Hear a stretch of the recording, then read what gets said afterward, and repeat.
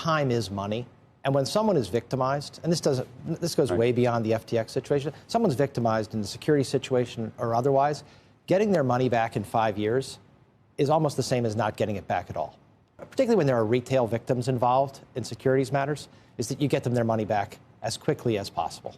And that is, that is what I would say.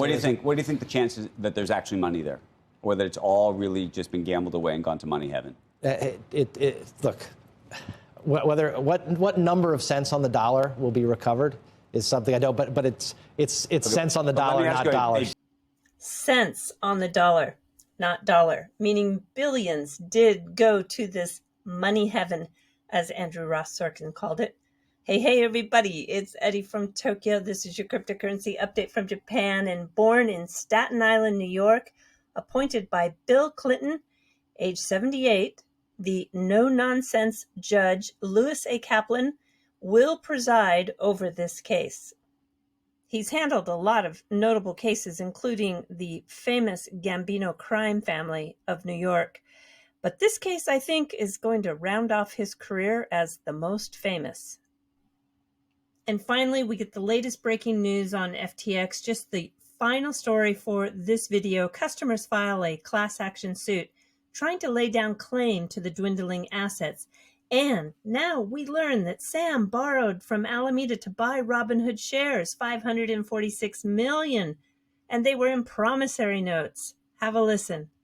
Well, let's just go to the base question. How much money ultimately do you think creditors and investors and others around the hoop that think that they are due will get back when all is said and done? A fraction. I'm not going to give you a number, but it is going to be a fraction, and it's not going to be a very large one, because what we learned yesterday, the Robinhood thing seems to be emblematic of everything, right? Which is Sam kept taking money from different pots, and sometimes, I mean, we've talked the word Ponzi scheme a lot, and this hasn't exactly followed exactly what somebody like a Madoff did, but to a certain extent, he just kept taking from different pots. And with the Robinhood shares, it's not only did he borrow from Alameda to get the stock, to be able to buy the stock, Alameda then claimed to own that stock because they used that as collateral to get a loan from BlockFi, which ultimately goes bankrupt. So it's kind of the same money being used over and over again, or the same assets being used over and over again, which is why ultimately the folks who are owed money aren't going to get all of it. So what do you think? How many years? If you were Sam Bankman-Fried, we were talking about this yesterday, and you have all these other people pleading guilty. What do you think is the right answer here?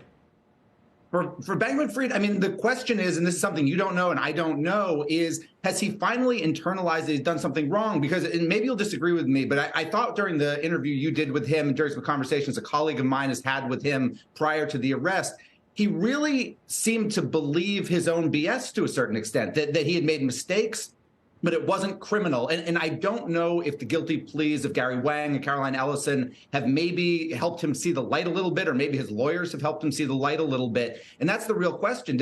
Is he willing to admit something? And then secondarily, is there even going to be a plea on the table? Clearly, prosecutors view him as the big fish in the top of the food chain, and sometimes they don't let the top of the food chain off. Right. I want to thank hundreds of you that have signed up on the Genfinity Lighthouse, that are interested in taking that preparation course to pass the Series 65. It's just great. I think the response is fantastic. I put one of the practice quiz questions out on Twitter today. It's really fun to see everyone's responses. Now, this course is going to officially start on January 2nd. And listen to the quiz question. Especially since no one has studied, it's interesting to see the percentage of who is pretty smart out there. So you are asked by your best friend to spot the signs of a contraction in the economy by reading a set of economic data. You point out that the most likely sign of a slowing economy is increased inflation, rising inventories, decreasing unemployment, or falling inventories.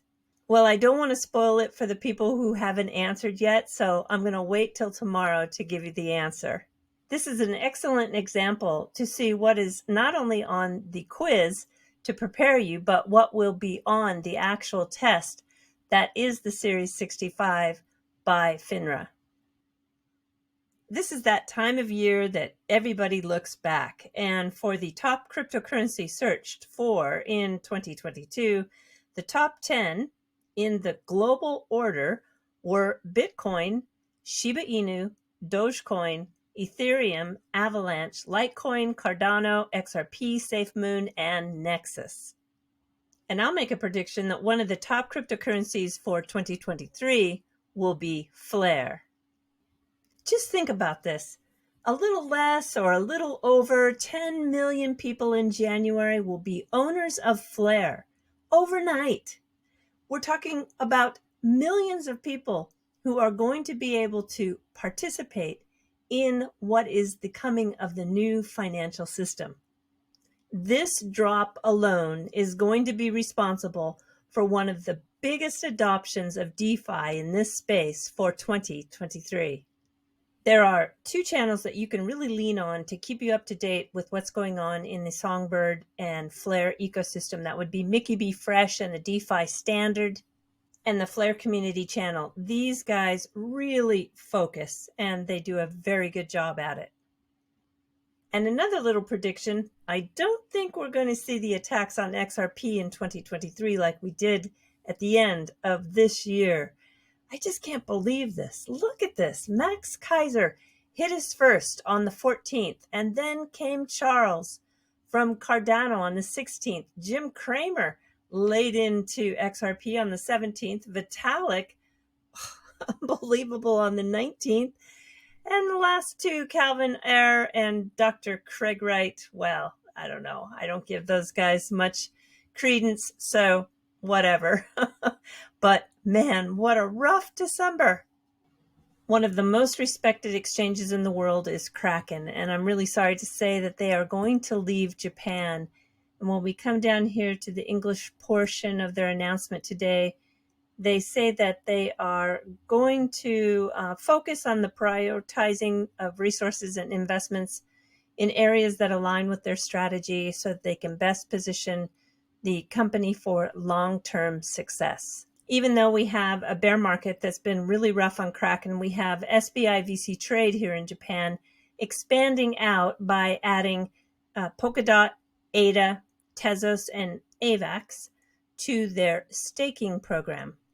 All right, everybody, we're jumping to the fluff, and I've got a really fun piece to show you that was done on the 23rd of December by an artist here in Japan whose name is Tatsuya Tanaka, and it is with an onion that is transforming itself into a dohyo. Dohyo is the ring that the sumo wrestlers fight on.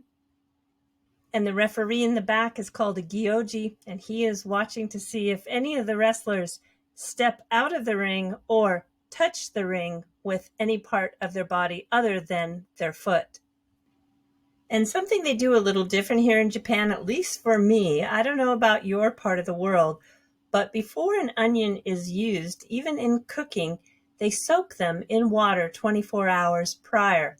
I don't know, where I grew up and the way my mom used to cook is we would just cut them, slice them, eat them raw, use them raw.